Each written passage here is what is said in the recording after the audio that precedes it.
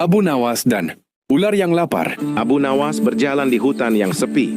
Daun-daun bergoyang, burung berkicau, dan aroma tanah basah menyelimuti udara.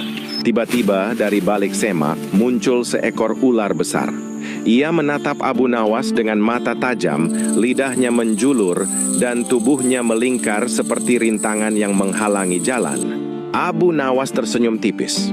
Ia meletakkan sepotong roti di tanah perlahan. Kenapa kau begitu lapar, wahai ular? Katanya. Ular itu menatap, lalu merayap pelan ke roti. Abu Nawas kemudian menaruh beberapa potong sayur dan biji-bijian di dekatnya. Dalam sekejap, ular berhenti mengancam dan mulai makan dengan tenang. Abu Nawas duduk di batu dekatnya, menatap ular sambil tersenyum. Kadang makhluk yang menakutkan hanya butuh perhatian dan kebaikan. Memberi dengan bijak bisa mengubah amarah menjadi ketenangan. Gumamnya, ular selesai makan, melingkar damai di tanah hutan. Abu Nawas bangkit, tersenyum, dan melanjutkan perjalanannya menyusuri jalur setapak hutan yang sunyi. Kebaikan dan ketenangan bisa menaklukkan amarah, bahkan pada makhluk yang paling menakutkan sekalipun. Di tengah hiruk-pikuk pasar Baghdad, suara teriakan aneh menarik perhatian orang-orang. Seorang dukun berdiri di atas peti kayu, menggoyang botol berasap sambil berteriak. Siapa yang sakit, datang padaku. Sekali tiup langsung sembuh. Kerumunan makin ramai.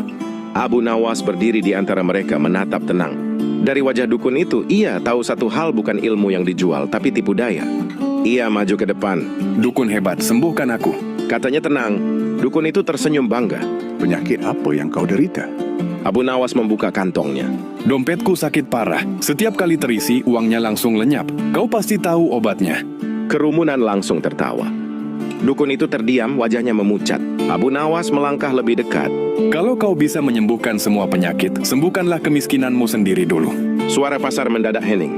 Orang-orang saling pandang, lalu satu persatu pergi meninggalkan sang dukun yang tertunduk malu. Abu Nawas hanya tersenyum kecil. Penipu paling besar bukan yang menjual mantra, tapi yang menjual harapan palsu. Gunakan akal sebelum percaya, karena tak semua yang bersuara lantang punya kebenaran. Abu Nawas menjadi raja sehari. Suatu hari, raja sedang sakit kepala hebat dan tak bisa memimpin kerajaan. Para penasihat pun berkata, Yang mulia, kita butuh raja pengganti untuk sehari saja. Raja tersenyum dan berkata, Baiklah, Abu Nawas yang akan menjadi raja hari ini. Abu Nawas terkejut, tapi langsung bersikap bijak. Setidaknya di awal. Hari pertama, ia mengadakan rapat, membagikan nasihat, dan mendengar keluhan rakyat. Semua berjalan baik, sampai ia mendapat laporan bahwa pedagang di pasar menaikkan harga sayur